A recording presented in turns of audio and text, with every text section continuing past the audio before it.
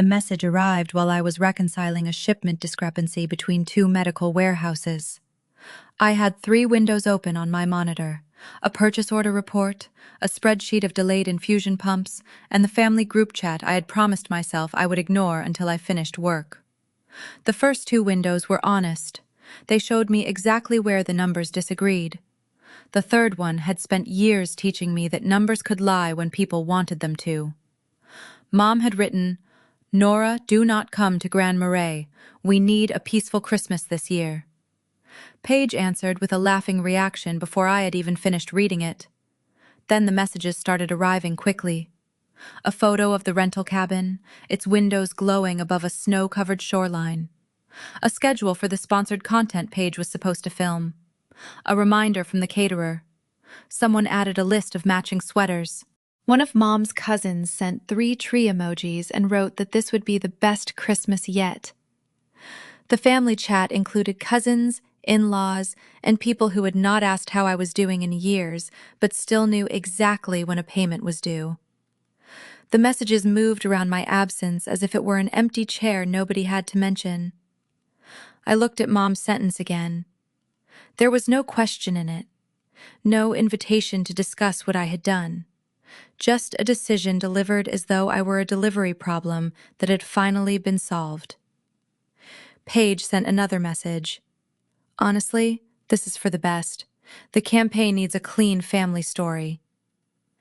I stared at that one longer than I wanted to. Paige's family story was a paid Christmas campaign for a home and hospitality company. She was supposed to film the cabin, the food, the matching sweaters, and a series of short videos about simple traditions. Mom was the public face of the neighborhood arts nonprofit that partnered with the campaign every December. Their holiday photographs raised money, built donor relationships, and made people feel that the Ellis family represented something warm and reliable. I was reliable. I just was not invited to appear in the photograph. For several seconds, I did nothing. My hand rested beside the trackpad. I could have asked what I had done. I could have reminded them that the cabin reservation was in my name. I could have listed the deposits, the balances, the card-on-file holds, and the hours I had spent comparing vendors while Paige chose sweater colors. Instead, I opened a 4th window. The dashboard was one I had built for myself because nobody else in the family had ever wanted the full picture.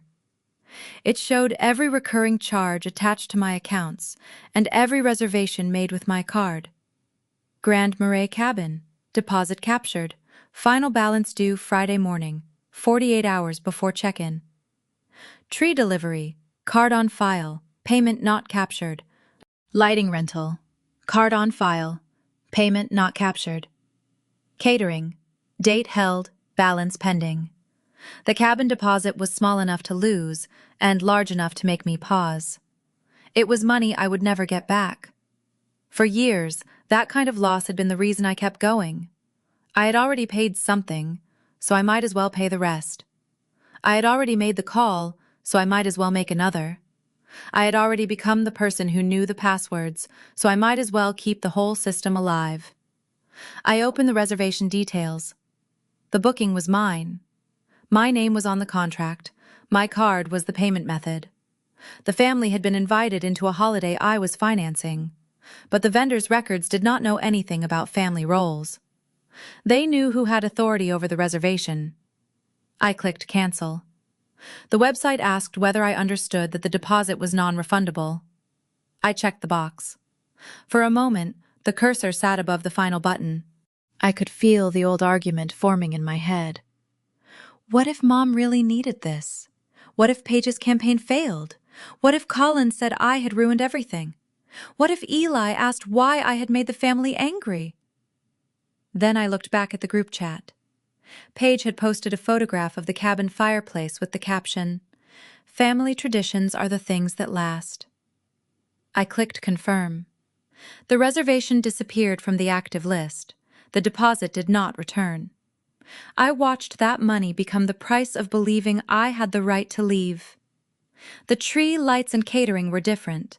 Their holds depended on the card that had been stored for future payment. I removed my card from each account and saved the confirmation emails in a folder labeled December 20. I did not touch my mortgage, my health insurance, or Eli's school account. Those stayed where they belonged, with me. The group chat continued to fill. Mom. Paige, make sure the donor dinner photos are vertical. Paige. Already planned. This is going to be gorgeous. Does anyone know if Nora is still handling the late payment? I read that sentence twice. Nobody answered him. I typed a message of my own. I canceled the reservation and removed my payment method from the remaining family holds.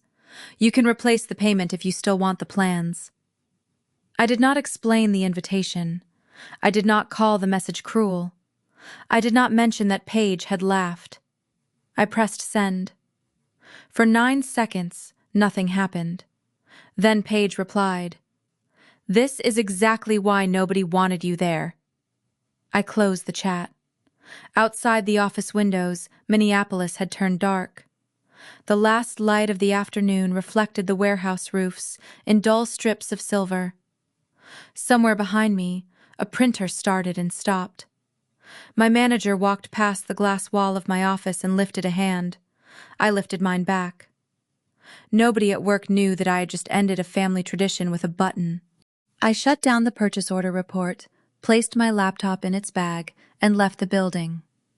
The cold found the gap between my scarf and my coat. I stood beside my car without unlocking it, listening to the city move around me. The family had not lost Christmas yet. They had lost the assumption that I would pay for it.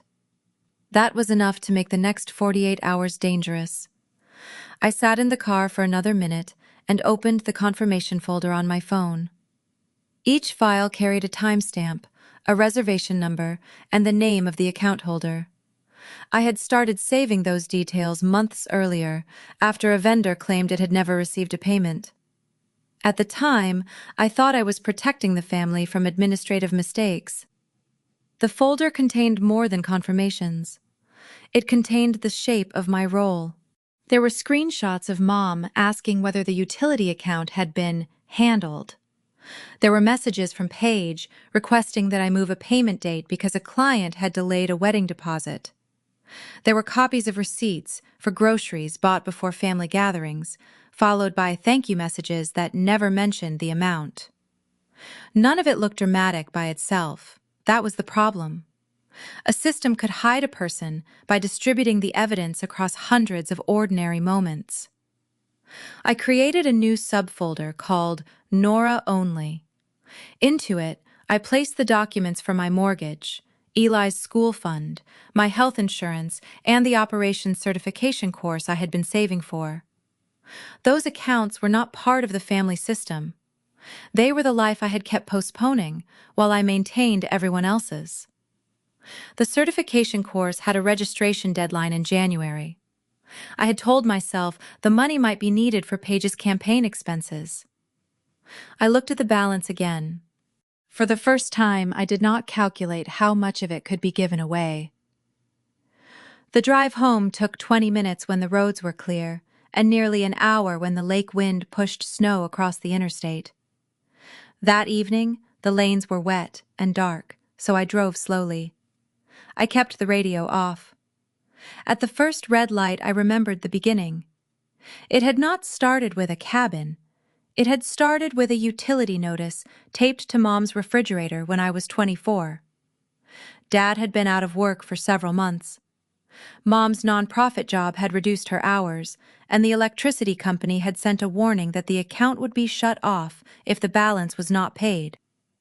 Mom had called me from the kitchen, crying and apologizing for crying. She said she only needed help setting up automatic payments. She said she would take over as soon as things stabilized. I had believed her. I remembered sitting at the old kitchen table with the utility company's website open on my laptop while Dad paced behind me. He kept saying he would find another job soon.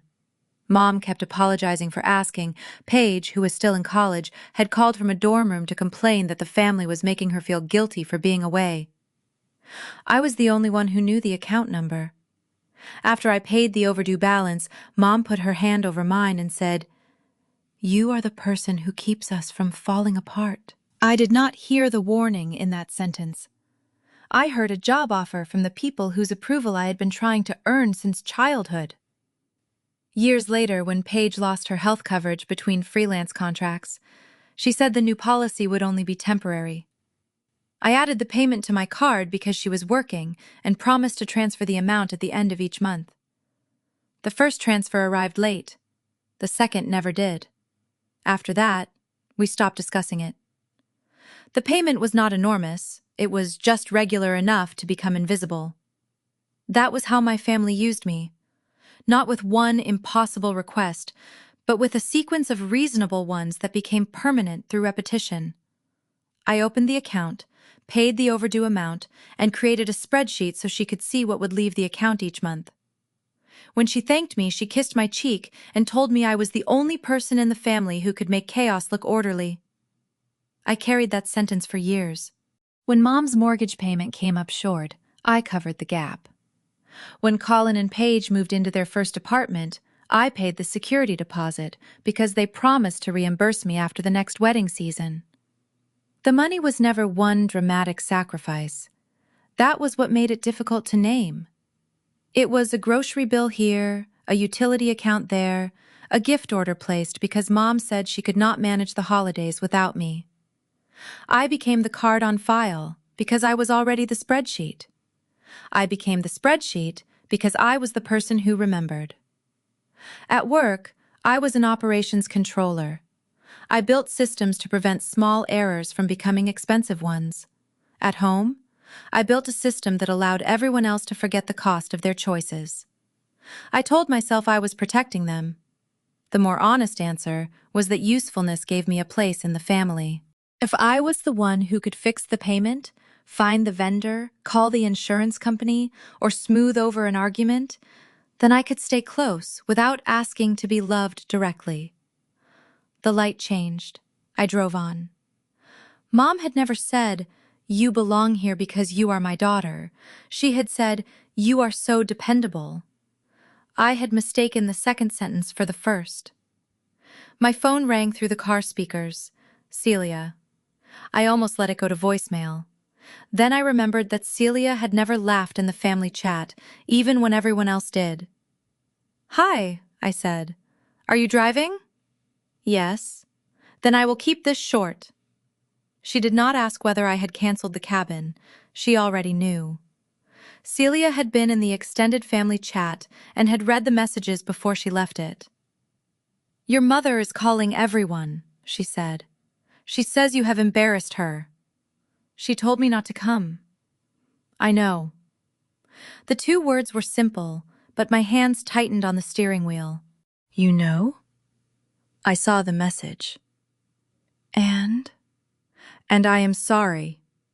I laughed once, without humor. "You do not have to apologize for her." Maybe I do a little. The traffic slowed near the bridge. A plow moved into the left lane, pushing dirty snow toward the shoulder. "I was the one who told you to keep the peace," Celia said. "I thought I was helping you survive your mother. I did not notice that I was helping everyone else keep using you." I looked at the taillights ahead of me. You were trying to help. Intentions are not receipts. That made me smile despite myself. "What do you want me to do?" she asked. "Nothing." "That is not what I asked." I took a breath. "Remind me that fixing something is still a choice even when people call it love." There was a pause on the line. "I can do that," she said, "but I will also remind you that people may be angry when you stop making their lives easier." "They already are." "Good. It means they noticed." When I pulled into my driveway, Eli was visible through the front window. He was sitting at the kitchen table with his math book open and one earbud in. The lamp above him made a circle of yellow on the table. I parked, went inside, and shook the snow from my coat. "Hey," Eli said, pulling out the earbud. "You are late." The roads were bad. "Grandma texted?" He was 12. He had learned to ask questions without using the words he actually meant. She sent a message. Is she mad? I placed my keys in the bowl by the door. She is disappointed. In what? I looked at him. His pencil was balanced across his fingers. He had a smudge of graphite near his thumb. She does not want us at Christmas this year. Eli frowned. Because of the card? I had not told him about the card. He glanced at my laptop bag. They did not invite you, but they still wanted your card? That is what it looks like. He considered this with the seriousness he usually reserved for rules in board games. That does not make sense. No, I said, it does not. He looked toward the kitchen counter. Did you cancel the stuff because you were mad? I canceled it because the accounts were mine. That sounds like the answer adults give when they do not want to say the real answer.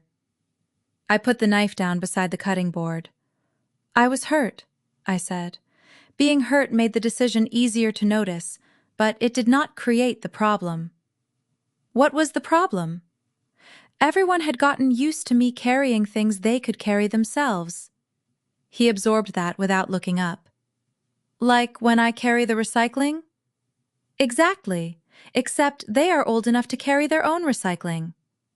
That made him laugh, and the tension in my shoulders loosened for 1 second. Are we still going to the cabin? No. Because you canceled it? Because it was in my name, and I decided not to pay for a trip I was told not to attend. He nodded slowly. Are you going to get in trouble? Maybe people will be angry. That is different from being in trouble. Okay. He put the earbud back in, then took it out again. Can we still make the ornament? We can make 3. His face changed immediately. 3? 1 for the tree, 1 for the window, and 1 that is so ugly we will keep it forever. That sounds like the best one. I went to the kitchen and started dinner. The phone on the counter buzzed twice. I did not turn it over. When I was younger, I had believed the family only needed better organization. If the bills were visible, if the calendar was shared, if everyone had the same information, the unfairness would correct itself. Now I understood that some systems were not broken. They were functioning exactly as designed.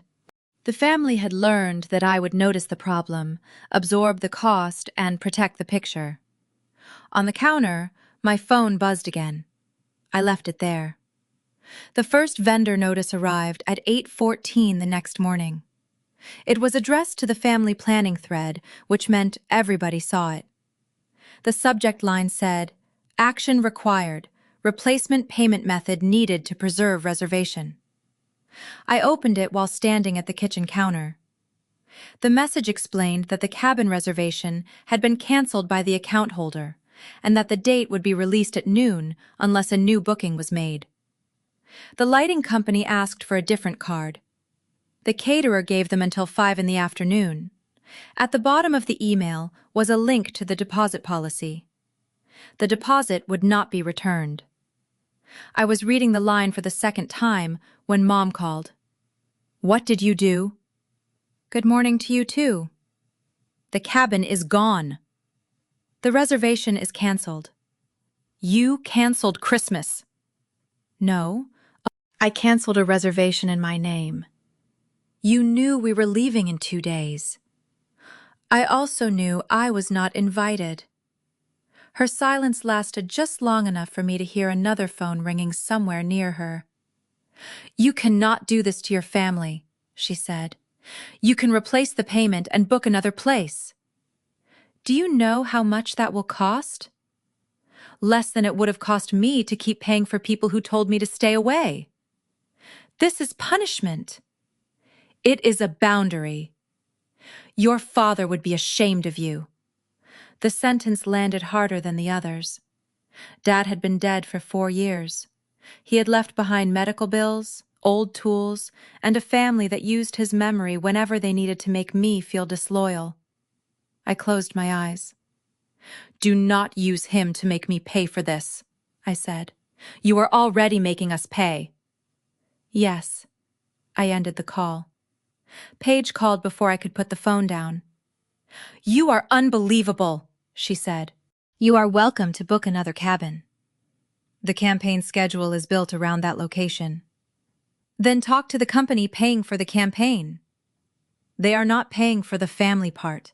They are paying for me to create it. That sounds like a problem between you and your sponsor. You did this because I laughed.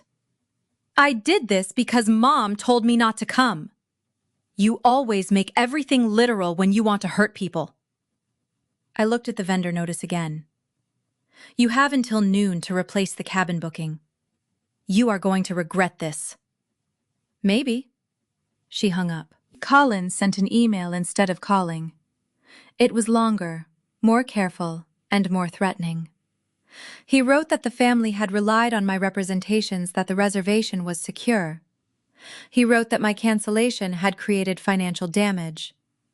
He asked me to restore the payment method immediately or be prepared to explain my actions to an attorney. I saved the email in the December 20 folder. Then I forwarded the vendor notices to him with one sentence. You may replace the payment before each deadline.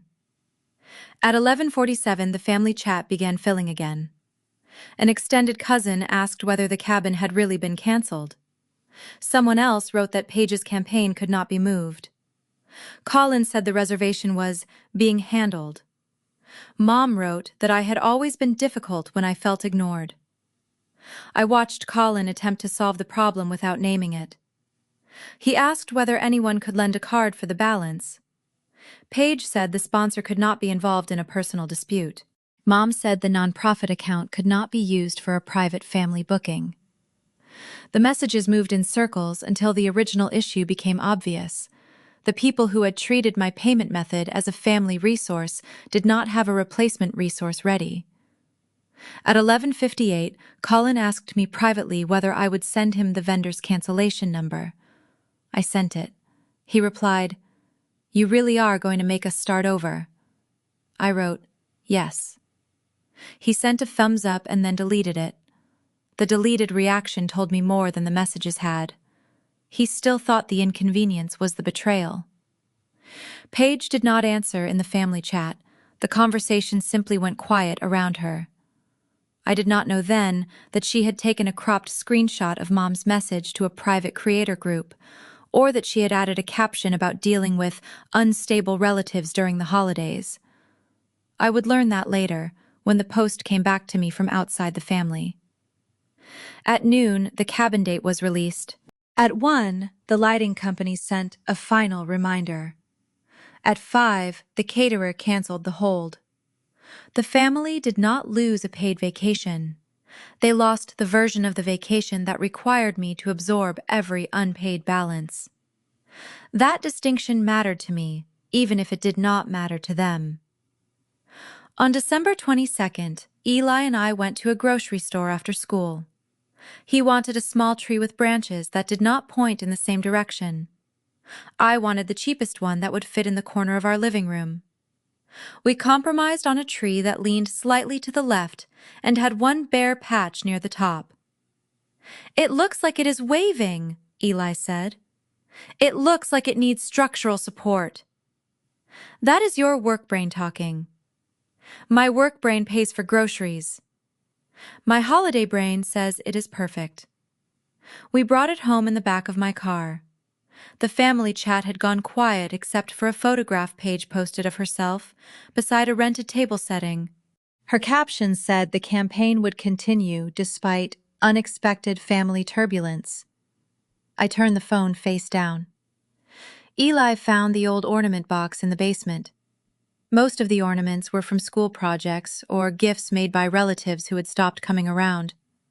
One paper star had faded on one side. A painted wooden house had a roof that had been glued on crooked. He held up a flat piece of cardboard. This one needs a window. It needs a whole house. I can fix it. I looked at him. He was already reaching for markers. You can improve it, I said. You do not have to fix everything. He paused, marker in hand. Is that about Grandma? Partly. Are you sad? I thought about Mom's message, Paige's reaction, and Colin's legal threat. I thought about the non-refundable deposit I had chosen to lose. I thought about how quiet the family chat became when they could no longer ask me to handle the next thing. I am tired, I said. That is different. From sad? Sometimes. He drew a window on the cardboard house. It was too large for the wall. What are we doing on Christmas? He asked. Whatever we want. Pizza? Probably. Movie? Definitely. Can we stay in pajamas all day? Within reason. He gave me a look. You just said whatever we want. My work brain has returned. That made him laugh. We made a list on the back of an envelope. Pizza, a movie, hot chocolate, 1 ornament each. No arguing about whether the tree was symmetrical. At the bottom, Eli wrote, "No family chat during dinner." I nodded. That is a good rule. You should put it in your spreadsheet. I might. On Christmas morning, we ate pizza from a pan that was too small and watched a movie Eli had already seen twice. He fell asleep before the ending, one hand resting on the blanket and the cardboard house balanced on his knee. I carried the empty plates to the kitchen.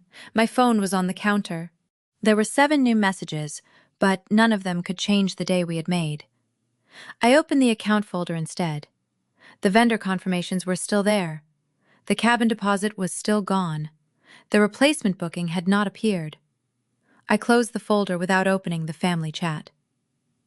The handmade ornament hung near the center of the tree. It was not beautiful. The window was too large, and the door leaned to one side. But it was ours, and nobody had been allowed to use it as proof that the family was perfect. Eli had made a second ornament from a cereal box. It was a square with 3 crooked lines that were supposed to be a table, 2 chairs, and a person standing beside them. He wrote our names along the bottom in block letters. "This one is for next year," he said. Why? So we remember that we already had a Christmas before everything got normal. I wanted to tell him that normal was not a destination I trusted anymore. Instead, I helped him punch a hole through the cardboard. "We can keep it," I said. "Even if Grandma comes next year?" "Especially then." He nodded and hung it beside the first one. That night, after he went to bed, I checked the family chat once. The messages were no longer about the cabin. They were about who had forwarded what, who had embarrassed whom, and whether Paige's sponsor had seen the screenshot.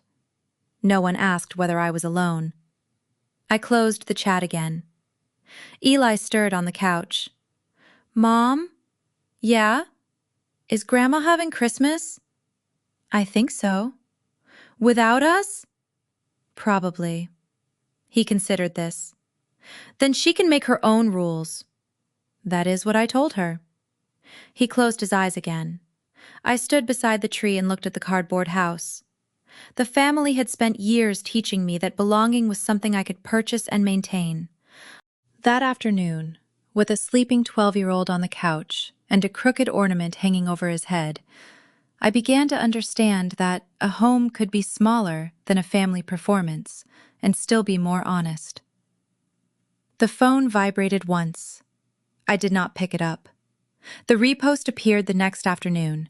I was answering a question from a warehouse supervisor when Tessa texted me 3 words: "Do not panic."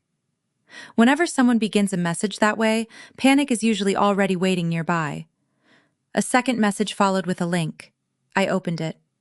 The post had been copied from a private creator group and placed on a neighborhood forum that discussed local businesses, nonprofit events, and people who presented themselves as public representatives of the city. Paige's cropped screenshot sat at the top. Mom's exclusion message was visible.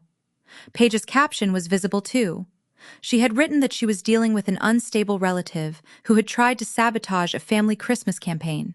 Underneath, someone had added a screenshot of a vendor notice. The vendor's name was partially blurred, but the visible line said that a replacement payment method was needed after the original cardholder canceled the reservation.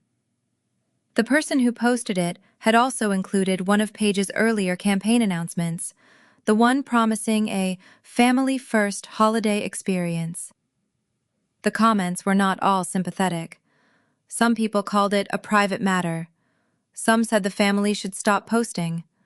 Others recognized the nonprofit logo beside Mom's name and asked whether the annual holiday campaign was connected to the cabin content Paige had been selling. I read the thread twice. Tessa called. "I did not send it," she said. "I know.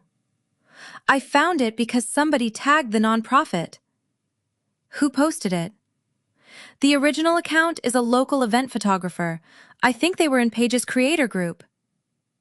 "They got the vendor notice from the same group," Tessa added. "Paige posted it beneath the cropped message. She must have sent both." "Colin?" "No, someone who follows the campaign." I looked at the screenshot again. Paige had chosen which part of the conversation to share. She had wanted people to see me as unstable. She had not expected them to notice that her own words proved I had been excluded. "This is not good," Tessa said. "No. Do you want me to respond?" "Absolutely not." "Nora, people are asking who was paying for the trip. They do not need to know. But they are already guessing. Let them guess. I am not putting bank records on the internet." I closed the page, then opened it again. The part of me that had spent years correcting every misunderstanding wanted to answer. I wanted to explain the utility account, the insurance gap, the first mortgage payment I had made for Mom, the number of times Paige had said she would reimburse me after the next season. But public explanations were another kind of payment. They required me to keep the family story organized for people who had never earned the right to hear it. By 4 o'clock, a reporter from the North Star Ledger had emailed me.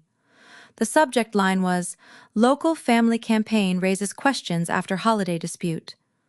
I almost deleted it. Then I read the message.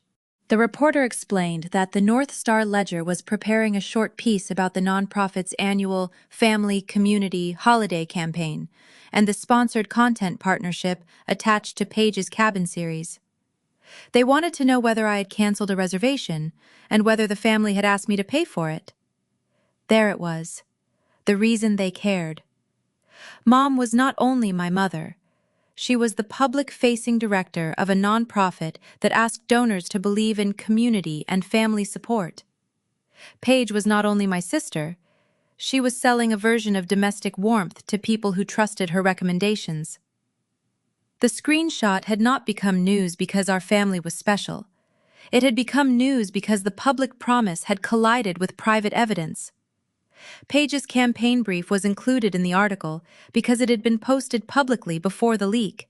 The company had paid her to demonstrate a warm, achievable family holiday, with footage of shared meals and an authentic home atmosphere.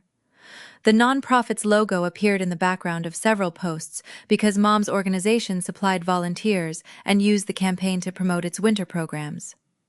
That connection was why the reporter had called. The story was not simply that a daughter had been removed from a trip. It was that two people selling a public image of generosity were being asked whether the person excluded from the image had been the one paying for the stage. I understood the question without liking it. The reporter asked if I had shared the screenshot. I said no. She asked if I had canceled the cabin. I said yes. She asked whether the family had been given a chance to replace the payment. I said the vendor had sent notices with deadlines. She asked whether I would send a bank statement. I said no. "Why not?" she asked. "Because the fact that my family treated my accounts as available does not give the public ownership of my accounts." There was a pause on the line. "That is a clear distinction," she said. "It is the only distinction I have left." She did not quote that sentence. I was grateful. I wrote a response and deleted it 3 times. Finally, I sent one sentence. "I will not discuss private family finances or comment on an active vendor dispute." I canceled a reservation and payment arrangements in my name. Any remaining arrangements belong to the people who made them. The reporter replied almost immediately, asking whether I would authorize publication of the vendor notice. No, I wrote. That was the end of my statement. Tessa called again.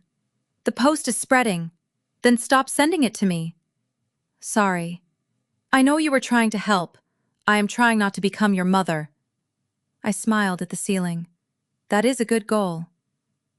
The North Star Ledger published its article the following morning. It did not contain my bank statements. It did not claim that the family had been robbed. It described a public holiday campaign, a family exclusion, a canceled reservation, and a dispute over who had authority to pay for the remaining event. The article used a photograph of Mom from a nonprofit fundraiser. She was standing beneath a banner about belonging, one hand raised toward a group of volunteers. The caption described her as a community organizer known for her annual family-centered holiday work. The article included one line that made my stomach tighten. Paige Ellis, whose online brand centers on gracious hosting and family traditions, has paused her sponsored holiday series while the matter is reviewed. Paige's sponsor sent the pause notice to her that afternoon. She forwarded it to me with no message attached. The notice explained that the company had built its Christmas campaign around Paige's claimed values: kindness, transparency, and family-centered hosting. It did not say the company believed every online comment. It said the private messages and the public campaign could not be reconciled while the story remained active. That was different from being fired because I had exposed her. Paige had created a commercial promise, and the repost had made the promise difficult to sell. I saved the notice, then sent Paige one sentence. I will not publish private records to protect or damage your campaign. She replied, You are acting like this is noble. I wrote, I am acting like it is private. I read the line again. No one had published the entire story. They had published enough of it to make the family uncomfortable. Mom called before I reached the second paragraph. You spoke to the paper. I sent one factual sentence. You made us look like frauds. I did not send them your picture. You knew what would happen. No, Paige sent the screenshot. Silence. She was trying to explain, Mom said. She was trying to control the story. You could have helped her. I offered to keep my records private. That is not helping. It is the only help I am offering. She hung up. I saved the article in a folder beside the vendor confirmations. Then I closed the folder and went back to work. The family story had escaped the house. My job was to keep it from escaping my judgment. At work, the article changed the air without changing anyone's official behavior. People stopped talking when I entered the break room. A supervisor from another department asked whether I needed to take the afternoon off. Someone I had never met well enough to know my last name told me that family problems could affect focus. I thanked him and returned to my desk. Numbers were easier than explanations. A delayed shipment either had a cause or it did not. A purchase order either matched its invoice or it did not. No one asked me to smile beside the problem so it would look intentional. The company had its own reputation rules. A medical device distributor could not afford an employee answering family accusations from a client account, even if the accusations were unfair. Annika made that clear without making it feel like a threat. At 10:30, Annika appeared beside my desk. Can you come with me? I followed her to a small conference room. She closed the door but did not sit behind the table. That was how I knew this was not a disciplinary meeting. I read the article, she said. I am sorry. For what? For having a family that made it into the local paper. You do not need to apologize for that. She placed a folder on the table. It contained the quarterly operations reports I had completed over the previous 6 months. You can be right and still make a poor professional choice, she said. Is that what you think I did? No, I think you have been careful. I am telling you to stay careful. She asked whether anyone had contacted a client. I said no. She asked whether I had posted the financial records. I said no. She nodded. Then the company sees a private family dispute and an employee who has behaved professionally. That was the first time anyone outside Celia's call had separated my choices from my family's reaction. Your promotion review is next month, she said. I am moving it forward. I stared at her. Why? Because you have been running the Western Supply transition while your official title still says Operations Controller. The numbers support it. The scandal did not create your work. I touched the edge of the folder. What if clients ask? Then you say it is a private family matter and return to the contract. If anyone tries to bring it into a client discussion, send them to me. You are not worried about the company's reputation? I'm worried about people who confuse reputation with performance. That sentence stayed with me. When I returned to my desk, Paige had emailed me. The subject line said, "You need to fix this." The body contained 3 requests. I was to post that the cabin cancellation had been a misunderstanding. I was to attend a nonprofit event with Mom and Paige so donors would see the family together. I was to say that the screenshot had been taken out of context. At the bottom, Paige added, "If you do not do this, you are choosing to destroy my work." I copied the message into the December folder. Then I answered, "I will not make a public statement about your campaign. I will not attend an event to create a false impression.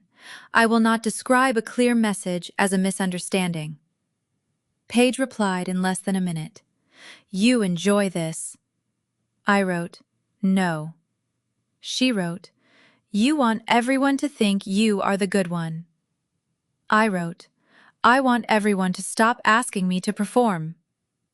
I turned off the email notification. That evening, Eli found the article open on my laptop.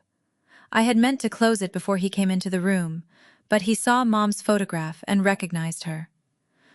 "Is that Grandma?" "Yes." "Why is she in the news?" "Because the holiday campaign connected to her nonprofit became part of a family dispute." He looked at the screen, then at me. "Did they really want your card after telling you not to come?" "Yes." "Are you going to pay anyway?" "No." He thought about that while reaching for a green marker. "Good." I laughed softly. "That is all?" "What else is there?" "People might be angry." They were already angry. He added a line to the cardboard house ornament. The window he had drawn 2 days earlier was still too large. "What are you making now?" I asked. "A curtain." "The window is not the right size for a curtain. It is our house." I looked at him. "Right," I said. "Our rules." He put the marker down and leaned back on the couch. "Can we have noodles?" "We can have noodles." The phone buzzed on the kitchen counter. I did not check it. An hour later, Colin called from a number I almost did not recognize. "Nora, please." "What do you need?" "We need you to show up at the event." "No." "You do not understand how bad this is for Paige." "I understand that she is losing a sponsored campaign because her private messages contradicted the brand she was selling." "That is a cruel way to say it." "It is a clear way to say it. If you stand beside her, people will calm down. That is why you want me there. We are family." "Then why was I removed from the family event?" He exhaled hard. "Because Paige was stressed. And I was the easiest person to remove." He did not answer. "You have always liked being needed," he said. The sentence was so familiar that, for a second, I thought it had come from Mom. Then I realized Colin had probably heard it from her. Maybe he had heard it from Paige. Maybe he had invented it himself because it made dependence sound like my hobby. "I liked being respected," I said. "You mistook the difference." I ended the call. Colin's legal email arrived at 6:03 the next evening. It was written in the careful language of someone who had copied a template and believed that made a threat official. He said the family had relied on my assurance that the cabin was secured. He said my cancellation had created financial damage and that I had acted in bad faith.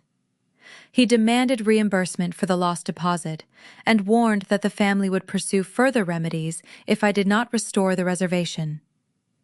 I printed the email. Then I printed the cabin confirmation, the deposit policy, the vendor notices, and the records showing which accounts were mine. I placed them in a folder and drove downtown to Daniel Cho's office. Daniel had been my attorney for a small business contract 2 years earlier. He was not a family advisor. He was not a therapist. He had no interest in deciding whether Mom loved me. He was interested in documents. "Start with the reservation," he said. I handed him the contract. He read the first page, then the payment section. "The reservation was in your name?" "Yes." "The deposit was charged?" "Yes." "And the final balance?" "Scheduled but not charged." He nodded. "You canceled before the final charge." "They say they relied on me." "They relied on a payment method you controlled. That is not the same as having a contract with you for an unlimited holiday subsidy." I let out a breath. Could they sue me? Anyone can threaten to sue. The question is whether they have a claim worth pursuing. Do they? "Based on what you brought me, the reservation cancellation is yours to make. You may have lost the deposit. That does not make you responsible for every replacement cost they choose to incur." He turned to the vendor notices. "Keep these. Do not argue in the group chat. Do not publish your financial records. If they contact the vendors, let the vendors answer them." "What if the article gets worse?" "Then you respond to the part that affects you. You do not give the entire internet your family archive." I looked at the folder. Daniel had me go through the records one more time before I left. He separated 3 categories with colored tabs: money that had already left my accounts, money that had been held but not captured, and money the family had expected me to provide in the future. "These categories matter," he said. "If they say you canceled something they had already paid for, you show the charge. If they say you deprived them of money they had a right to, you show the account holder and contract. If they say you promised to keep funding them, you show the actual agreement." There was never an agreement. Then do not let their language create one after the fact. I wrote that down. He also told me to change the passwords on my payment dashboard and remove saved family addresses from the accounts. It was not dramatic work. It involved verification codes, customer service calls, and a password manager I had ignored for too long. By the time I finished, I had not destroyed anything. I had made the system legible. "I could," I said. Daniel studied me. "Could what?" "I could publish everything. Every utility payment, every time Paige asked me to cover an account, every transfer. I have the records." "I know." "They would stop calling me a liar." "Maybe." "They would lose the campaign. Mom would lose the nonprofit board. Paige would lose every sponsor." "Maybe." His calm irritated me. "You keep saying maybe." "Because you are asking me to predict the satisfaction you will feel after making private information public." I looked down at my hands. "I want them to know what they did." "That is different from wanting the internet to know." The room was quiet except for the heat moving through the vent. "What should I do?" "Keep the folder. Answer only formal requests. Do not give them a new reason to call you the aggressor." I almost laughed. "They already do." "Then stop helping them build the case." On the drive home, I rehearsed a public post in my head. I imagined photographs of receipts, screenshots of transfer confirmations, a timeline of every emergency I had paid through. I imagined strangers responding that I had been right all along. By the time I reached my driveway, I knew the post would not make me free. It would make me responsible for one more system. monitoring the comments, correcting the guesses, defending the dates, proving that every payment had happened exactly as I remembered. I went inside, opened the folder, and wrote one sentence on a blank page. Private records, public boundaries. Then I put the folder in the locked drawer beneath my desk. That was the decision that changed the story. I could win the public argument by humiliating them. I could make the family feel the exposure they had created for me. Instead, I chose to keep the records for protection and refused to use them as a weapon. The next morning, Paige called. "Did you hire a lawyer?" I consulted one. "You are taking this too far. You sent a screenshot to a creator group." I was trying to explain. You were trying to control the story. You do not get to decide what I meant. Neither do you. She went quiet. "Are you going to publish the payment records?" she asked. "No." "Why not?" "Because I do not want strangers to own the most private parts of my life. You could destroy me." "I know." "And you are not going to?" "Not for you. For me." The next day, another brand manager emailed Paige. The message was less polite. It said that if Paige wanted the campaign reviewed, she needed to explain whether the holiday accommodation had been represented accurately, whether the content had been paid for by a family member excluded from it, and whether any future footage would include people who did not consent to appearing. Paige forwarded that one too. "They think I lied about the whole thing," she said. "Did you? The cabin was real. That was not the question. You are acting like this is noble. I am acting like it is private." She went quiet. I could hear traffic through her car window. "What am I supposed to do?" she asked. "Answer their questions. And if they do not like the answers, then you decide what to change." "You make it sound simple." "No, I make it sound like it belongs to you." She breathed into the phone. For the first time since the message arrived, Paige sounded less angry than frightened. "I never thought you would actually stop," she said. That was the problem. I ended the call before she could turn the fear into another demand. The sponsor's decision arrived on a Monday morning. Paige forwarded it to me by mistake, or perhaps she wanted me to see it. The email said the holiday campaign was being terminated because the private messages connected to the content were inconsistent with the brand's expectations around kindness, authenticity, and family-centered hosting. It did not say that Paige was a bad person. It said that the campaign could no longer be trusted. That distinction made the consequence harder to dismiss. Paige called from her car. "Are you happy now?" "No." "You got what you wanted." "I wanted you to replace the payment for a trip you were still taking after removing me from it." "You knew the campaign was important. You knew I was your sister." There was a long pause. "They think I am fake," she said. "They think the story you sold does not match the way you treated me." "That is the same thing." "No. One is about your work. The other is about your choices." "You sound like you are enjoying this." "I sound tired." She laughed once, sharply. "You always get to be the calm one." "I am not calm. I am just not rescuing you." She ended the call. Colin called an hour later. "Paige has not left the apartment," he said. "Is she safe?" "She is angry. She keeps saying you ruined her life." "That is not an answer." "She is safe." "Then what do you need from me?" "Come talk to her." "No." "She will listen to you. She will ask me to fix it." "Maybe she needs someone to fix it." "Then you should not have told her I was only a back-office system." He went quiet. I had not heard that phrase from him before. I had heard it in the way he asked me for confirmation numbers, in the way he addressed me only when something needed paying. But he knew what I meant. "You said I liked being needed," I continued. "Did you believe that?" "I believed you were good at it." "That is not the same answer," Nora, I am trying to keep my marriage together.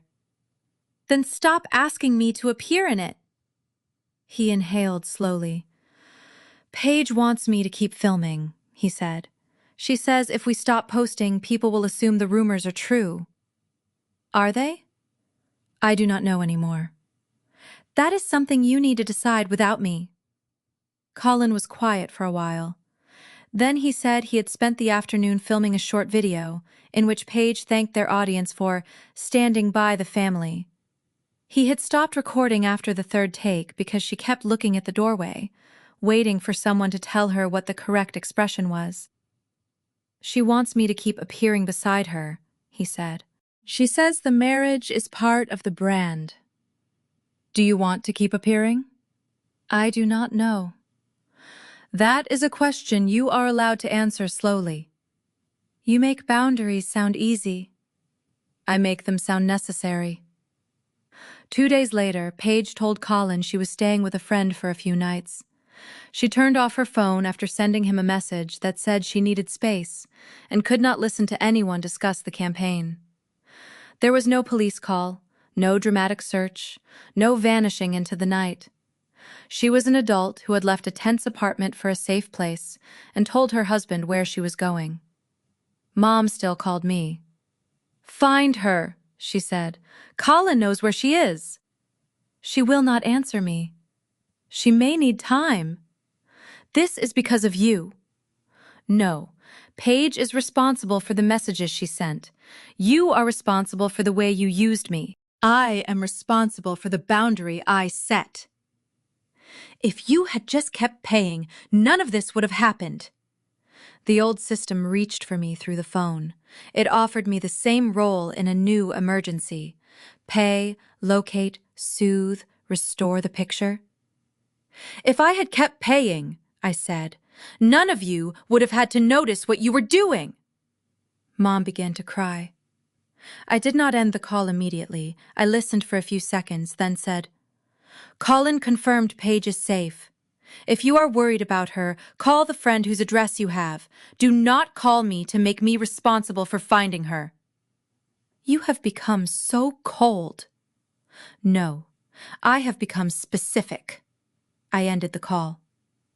That evening, I sent Colin one counselor's name. I did not make an appointment, send money, or follow up.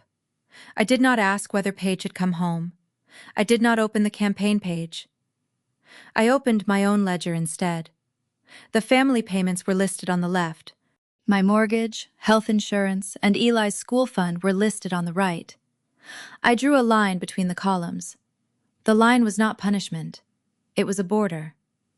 Vivian came to my house in the middle of January. She did not call first. She stood on the porch with both hands inside the pockets of her coat and looked at the door as if it belonged to someone she had never met. I saw her through the front window while I was folding laundry. Eli was upstairs doing homework. The house was quiet, except for the dryer turning in the hallway. For several seconds, I considered not answering. Then I remembered that a boundary was not the same thing as pretending someone did not exist. I walked to the door, but did not unlock it immediately. Vivian looked older than she had a month earlier. Her hair was pulled back too tightly. She wore the coat she reserved for non-profit events, the one with the small silver pin on the collar.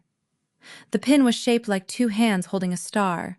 I had seen it in the photograph used by the North Star Ledger. I opened the door a few inches. Hi, Mom. Can I come in? I looked past her at the driveway. Her car was running. Why are you here? She swallowed. I wanted to talk. About what? About everything. That answer was too large to trust. You can talk from there. Her face tightened. I am sorry, she said. The words were quiet. I had imagined them for years, but imagination had never included the sound of them arriving without the argument I had prepared. For what? She looked down at the porch boards. For the message. For telling you not to come. For the way Paige reacted. That is a beginning. Her eyes lifted to mine. I never meant for the cabin to be canceled. I know. We all made mistakes. There it was. The sentence arrived so quickly that I almost missed it. What did I do? I asked. You know what I mean. I canceled a reservation in my name after you told me not to attend. You could have warned us. I told you in the family chat. At the worst possible time. The worst possible time was after you removed me. Mom closed her eyes for half a second. Paige is struggling, she said. I know. Her campaign is gone. Colin has moved out, for now. The nonprofit board is asking questions about the holiday program. I know. Then you know how serious this is. I know it is serious for you. She reached for the door, then stopped before touching it. Can you help, Paige? The question was not the one I had expected, but it was the one I should have. What kind of help? She needs someone to explain that the posts were taken out of context. You could write a statement, or appear at the nonprofit event next week. If people see us together, the questions will stop. I felt something inside me go still. You want me to attend an event so donors think the family is fine. I want you to help repair the damage. The damage to the campaign? To everyone. You are still asking me to fix the picture. I am asking you to be reasonable. Reasonable would be letting Paige answer for the screenshot she sent. She was frightened. So was I. Mom looked toward the street. Snow had melted into dark strips along the curb. The weather no longer made the day feel dramatic. It made the porch look ordinary, which was better. I did not realize how much you were doing, she said. You did not ask. I thought you wanted to. I wanted to belong, she flinched. You always acted so capable. Being capable was the only way anyone noticed me. That is not fair. No, it is not. Her eyes filled, but the tears did not change the request she had come to make. Could you at least make one payment? She asked. Just enough to cover the nonprofit event until the donors respond. She named the amount, as if naming it carefully could make it harmless. $1,860, she said. That is all the caterer needs to keep the date. The board approved the event, but its reimbursement would not clear before the vendor deadline. Then the board can approve the reimbursement. They cannot do that in time. That is not my emergency. It is a community event. I know what it is. She looked toward the hallway, as though the right witness might be standing there. Eli was upstairs. The house was quiet. There was no audience to turn my refusal into cruelty. You have the money, she said. That is not the point. It would not hurt you. The sentence landed with an old familiarity. I had heard versions of it for years. It would not hurt to move a payment forward. It would not hurt to use my card once. It would not hurt to call the vendor. It would not hurt to make one exception because everyone else was tired. The damage had never been in the individual exception. The damage was in how quickly the exception became evidence that I had agreed to the role again.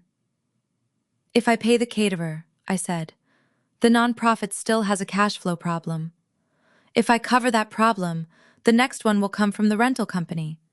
Then the printing invoice, then the donor dinner. You are not asking for one payment. You are asking me to become the quiet part of the budget. Mom folded her arms over her coat. You make everything sound like a system. Because it is a system. It is a family. A family can still have a system. The question is whether everyone is allowed to see it. She looked away. The trees outside had lost most of their snow. A gray strip of sidewalk showed where the plow had passed. I thought about the vendor dashboard, the payment statuses, the small green check marks that had made me feel safe until I understood they were only recording what had already happened. Could you loan it to me personally?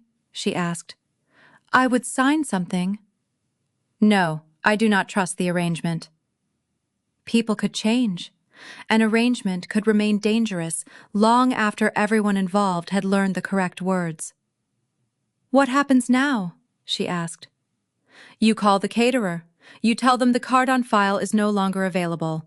You ask for a revised invoice. You bring the board into the conversation before the event is promised. They will think I failed. You may have to let them know you did not plan the money correctly." Her face tightened. "You are asking me to be embarrassed. I am asking you to be visible." That was the part I had not been able to do for her. I had made every gap look seamless. I had turned late notices into paid notices, confusion into confidence, and her reputation into a bill I carried privately. The family had called that love, because the alternative was admitting that the picture depended on somebody staying off camera. "I cannot fix this for you," I said. "I can tell you what I canceled. I can give you the vendor names. After that, you have to be the person who answers." She pressed her lips together. "You really mean it?" "Yes. Even if the event is ruined. Even then." For the first time, she did not argue. She looked at the house, then at me, and seemed to understand that the old emergency door had been removed. There was still a front entrance. It just required her to knock. I stared at her. The request was smaller than a cabin, smaller than a mortgage, smaller than the years behind it. That was how the old system survived. It never asked for everything at once. It asked for one more exception. "No," I said. She nodded as if she had expected the answer and still hoped to negotiate with it. "You have changed." "Yes." "I do not know who you are." "You could have asked before." She looked over my shoulder into the house. Eli's backpack was on the floor beside the stairs. The handmade ornament hung in the front window, where it caught the afternoon light. "Can I see him?" "Not today." Mom's mouth trembled. "You are punishing me." "I am protecting the quiet in this house." She looked down at her hands. "I am sorry, Nora." This time I believed that she meant the sentence. I also understood that meaning it did not mean she understood the damage. "I hear you," I said, "but I am not ready to let you back into our routine." "What do you want me to do?" "Handle your bills. Answer the board. Let Paige handle her campaign. Stop asking me to create proof that we are close." She nodded once. "You make it sound simple." "It is not simple. It is just not mine anymore." She turned toward the steps. "Celia says you are angry." Celia is allowed to say that. She also says she helped create this. She did. Mom stopped. "How?" I looked at her. "Ask her." Mom walked to her car without saying goodbye. She did not slam the door. She sat behind the wheel for a minute before starting the engine. I stayed at the doorway until she drove away. At 6, she sent me a photograph of a plastic storage bin in the nonprofit office. The caption said, "I found the old contracts. I am making a list." I stared at the photograph for a long time before replying, "That is a good first step." She wrote back, "I wanted to ask you what goes on the list." I typed 3 different answers. I deleted all 3. The first sounded like an instruction. The second sounded like an invitation to resume managing. The third would have made me responsible for her homework. I finally wrote, "Start with every promise made in someone else's name. Then note who approved it, who paid it, and what happens if the money does not arrive." She replied with a thumbs up, then deleted it and wrote, "I will." The next morning, Celia asked if I would meet her for coffee. I almost said no. She was not asking for a payment, but she was still part of the architecture that had made payment feel inevitable. I chose a cafe near the light rail stop, a place with small tables and no private room where a conversation could become another family performance. She arrived with a notebook. "That looks dangerous," I said. It is embarrassing, she answered. I wrote down every time I told you to keep the peace. She opened the notebook. The list was longer than either of us expected. Holidays, school forms, a medical bill, Paige's first apartment deposit, a birthday dinner Vivian had promised to host and forgotten to fund. Each line had a date and a sentence Celia remembered saying. I thought I was helping, she said. You were helping the system. I know that now. Knowing now does not change what it cost. No. She touched the page with one finger. But I can stop repeating it. I asked what that meant in practice. If Vivian calls me and says you are being difficult, I will ask what she has already asked you to do. If Paige says the family needs to look united, I will ask who is being asked to pay for the picture. If either of them wants me to carry a message, I will tell them to speak to you directly. And if I say no, I will not explain your no to them. That was the first thing she said that felt like an apology without using the word. We sat in silence while the espresso machine hissed behind us. Celia closed the notebook, but kept her hand on it. You do not have to forgive me today, she said. I know. I would like to earn a different place in your life. Then let the place be smaller at first. She nodded. She did not ask what smaller meant. That, too, was new. That evening, Celia texted instead of calling. Vivian had asked her to persuade me to make the payment. Celia replied that she would not carry another request across the family. If Vivian wanted an answer, she had to ask me directly and accept the answer she received. Then Celia sent me one sentence. I told her I helped make your competence feel like permission. I read it at the kitchen table with the ledger open in front of me. It was not a perfect apology. It was a record of a choice she had made and a choice she was making differently. I answered, That is enough for tonight. She wrote, I will keep practicing. After I put the phone down, I went upstairs. Eli was sitting on his bed with the cardboard house ornament in his lap. Grandma came, he said. She did. Is she coming back?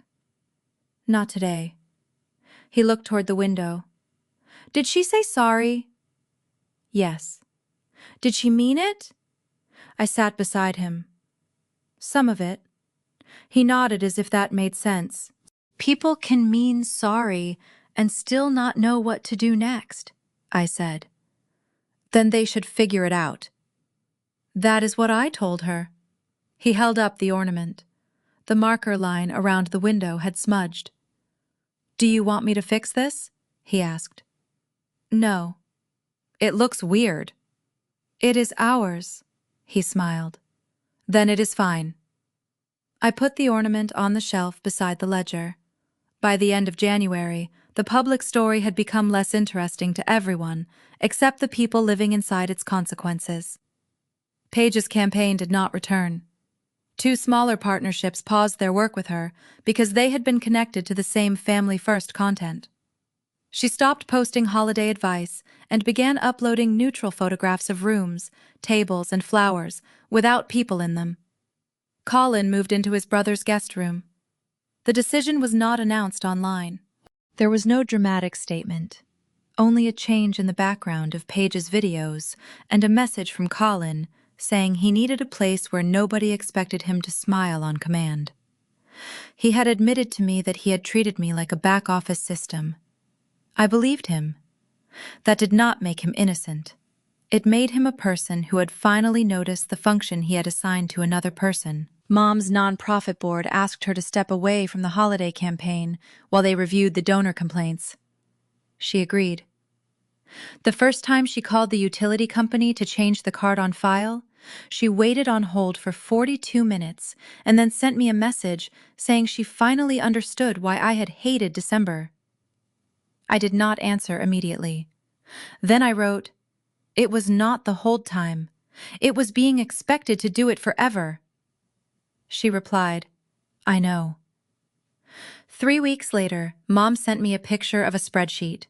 It had 4 columns: account, amount, due date, and owner. The last column was the one she kept circling in red. She had separated the nonprofit accounts from her personal accounts.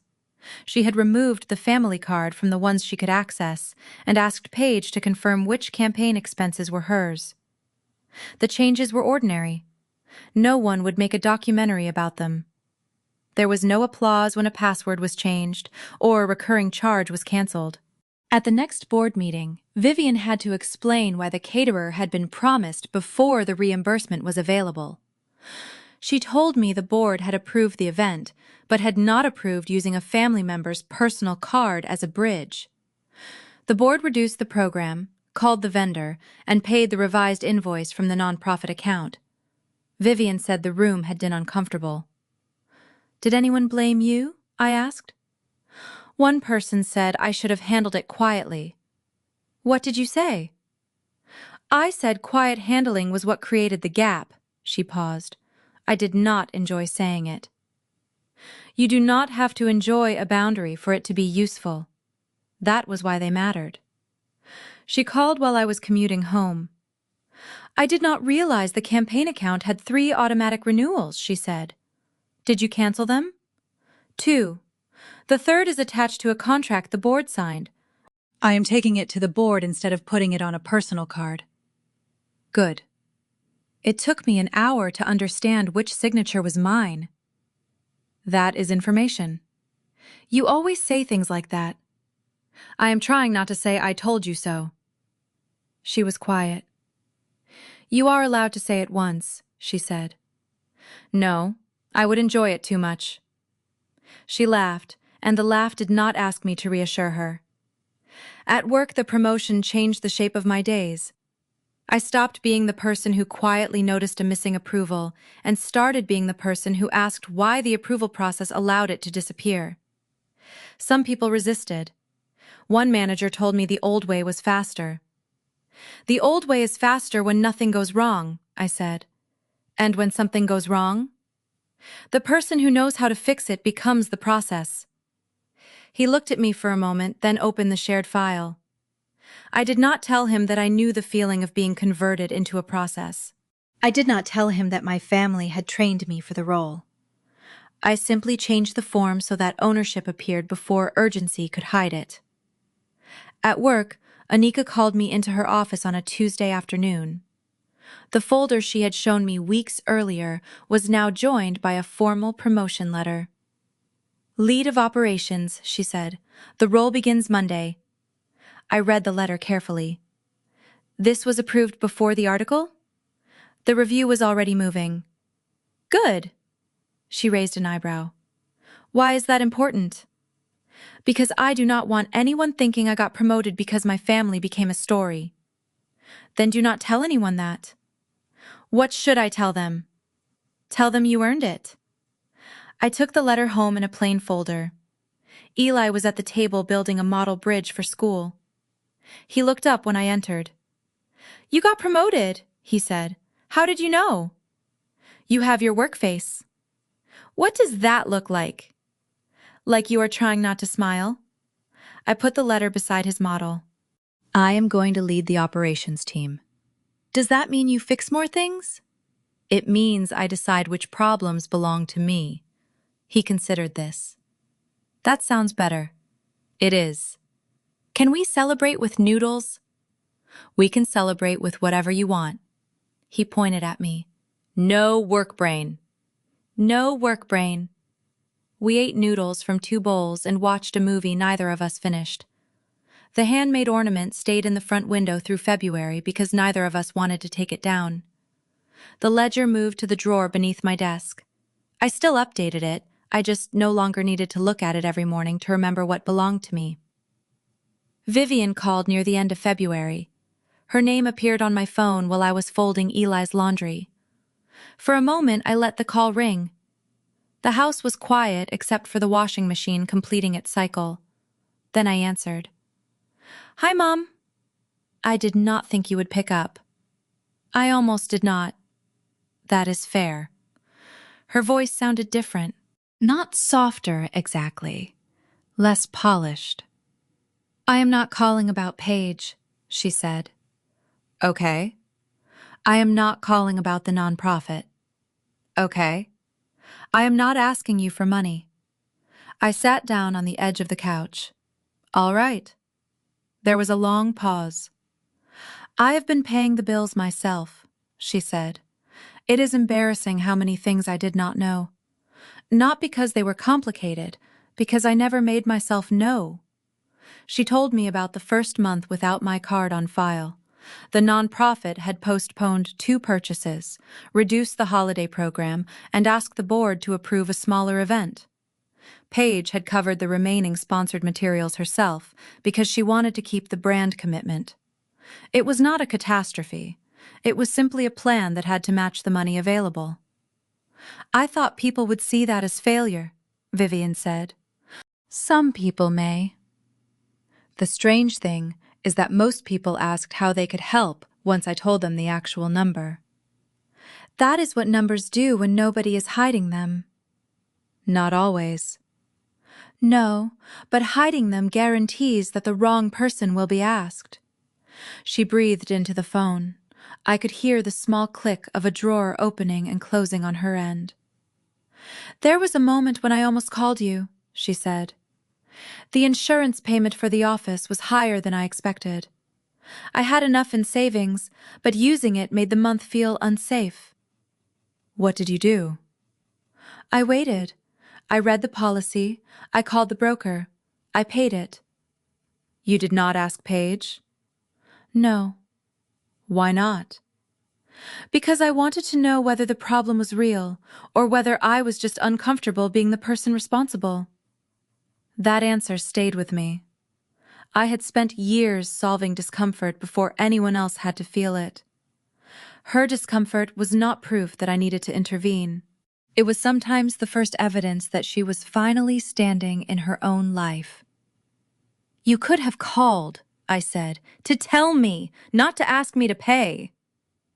I was afraid you would hear my voice and step back into the old place. I might have. I know. I am glad you did not make me prove I could refuse. She was silent for several seconds. That is the part I did not understand, she said. Every time I asked, I made your boundary carry the weight of my learning. Yes. I am sorry. This time the apology had a shape. It named the behavior. It did not ask me to make it easier to hear. I did not fill the silence. The utility account was the first one, she continued. I thought I remembered the password. I did not. Then I thought the payment would be automatic. It was not. I had to call and answer questions I should have been able to answer years ago. That sounds frustrating. It was. It is not punishment. I know. She took a breath. I wanted you useful more than I wanted you known. The sentence was so direct that I did not understand it at first. What does that mean? It means I knew what you could do for me. I did not spend enough time learning what you wanted, what you feared, or what you needed when you were not solving something. I looked toward the front window. The cardboard house ornament was still there, its oversized window catching the last light of the day. You were afraid of the nonprofit board, I said. I was afraid of people knowing our family was not what I claimed. So you removed me? Yes. And expected my card to stay? Yes. And when it did not, you called me cruel? Yes. She did not add a reason after any of the answers. That was the difference. Paige is staying with a friend again this week, Mom said. Colin is still at his brother's. They are trying to decide whether they want to stay married. That is theirs. I know. Do you? I am learning. The phrase was not dramatic. It was more useful than certainty. I cannot fix the past, I said. I am not asking you to. You cannot use me to make the family look close. I am not asking you to. You cannot connect seeing Eli to money, events, or anything else. I understand. If you come into our life, you ask, you accept no. You do not punish me with silence when I set a limit. I can do that. You have not done it before. No. The honesty made the room feel less crowded. "Could I speak to Eli sometime?" she asked. I looked upstairs. "Not today." "All right. I might be willing to try a short visit next month." "I would like that." "You may not get the version of him you want. I would like the version of him that exists." I closed my eyes. "That is a good answer." She laughed once, quietly. "I have been practicing not giving answers that sound good." "It takes practice." "I used to think an apology was the moment somebody felt bad enough," Vivian said. "Now I think it is the period after the conversation, when nobody is watching to see whether you keep doing the same thing." "That is closer." "Closer is all I have." "It is enough for one conversation." She asked whether I wanted to meet in person. I told her not yet. She did not bargain. She asked if she could send a message the following week instead, and I said yes. The message arrived on a Wednesday morning. It contained no family photograph, no announcement, and no reference to Paige. Vivian wrote that the board had approved a smaller program, that she had paid the remaining balance herself, and that she was learning to distinguish generosity from making someone else invisible. I read it twice. Then I put the phone down and finished folding Eli's laundry. "I love you," she said. The words did not feel like a demand. They also did not erase anything. "I care about you," I said. "We will see what we can build." "That is fair." When the call ended, I sat with the phone in my hand. The house had not changed. The ledger remained in the drawer. The ornament remained in the window. But the conversation had not asked me to repair anything. That was new. The next Christmas arrived without a family campaign. Paige had returned to work slowly, choosing smaller projects that did not require her to display a perfect personal life. Colin and Paige were in counseling and had not decided whether their marriage would continue. Mom had stepped away from the nonprofit's holiday campaign and spent the year doing less public talking and more ordinary work. In early December, Vivian called. "Can I ask you something?" "Yes." "May I visit on Christmas afternoon?" I looked at Eli, who was sitting on the floor with the ornament box open beside him. "For how long?" 2 hours?" "That works." "Would you like me to bring something?" "You can bring a dish if you want. Please choose something you will actually eat too." "I will pay for it myself," she said. "That is not a condition of visiting." "I know. I want to practice bringing my own contribution without making it a performance." "Then bring something ordinary." "Baked pasta?" "Eli likes baked pasta." "I remember." Remembering is good. Asking is better. "I will ask." "I can do that." "And Mom?" "Yes?" "If I say the visit is over, it is over." "I understand." She arrived at 2 o'clock with a covered dish she had paid for herself and a small bag of groceries. She did not bring a camera. She did not mention the nonprofit, Paige's sponsors, or the article. Eli showed her the ornament he had made the year before. The cardboard house had softened at the corners, but the oversized window was still there. "You made this?" Vivian asked. "With Mom." "It is beautiful." Eli looked at it. "The window is too big." "It lets in more light," Vivian said. He considered her answer. "Maybe." They sat at the table. Vivian asked Eli about school and listened to the answers without turning them into a story about the family. She asked Nora about the operations team and did not compare her work to Paige's. When she offered to help in the kitchen, she waited for permission before opening a cabinet. At 4, Eli carried the ornament to the tree. Vivian stood when he stood, then stopped herself from following him. She had begun to say, "Let me help," but changed it to, "Do you want help?" "No," Eli said. "I know where it goes." "All right." She sat back down. The small exchange would have been invisible to anyone watching for a grand reconciliation. To me, it was the whole test. A question, an answer. No wounded expression when the answer was no. After Eli hung the ornament, Vivian took a folded receipt from her pocket. "What is that?" I asked. "The receipt for the dish." "Why did you bring it?" She looked embarrassed.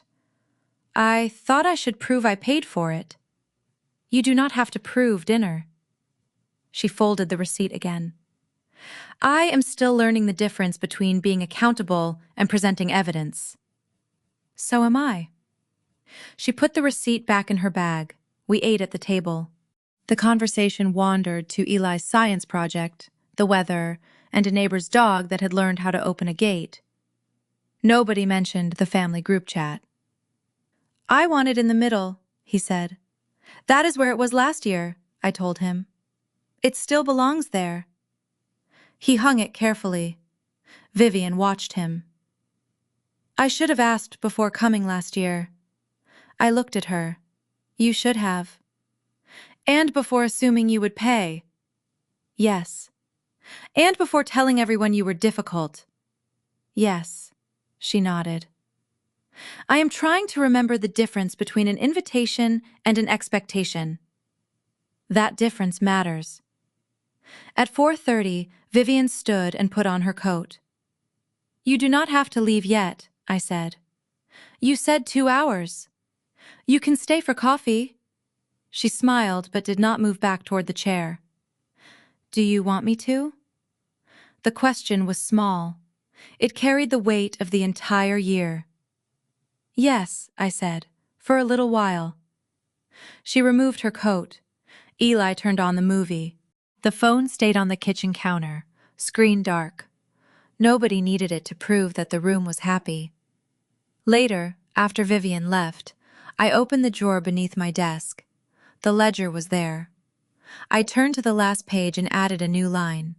Family support, chosen, limited, visible. I did not delete the old entries. They were part of the record. I just stopped letting them decide the next one. Eli came into the room holding the ornament box. "Mom?" "Yeah?" "Can Grandma come next year?" "Maybe." "What does maybe mean?" "It means we will decide then." He nodded. "Okay." He placed the box on the shelf and went back to the movie. I stood in the doorway between the kitchen and living room. The house was not larger. The family was not repaired. Paige still had work to do. Colin still had a marriage to decide. Mom still had to learn how to be close without managing the picture. But the room belonged to the people inside it. The ledger belonged to me.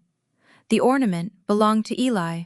And the next invitation would be an invitation, not a bill disguised as love.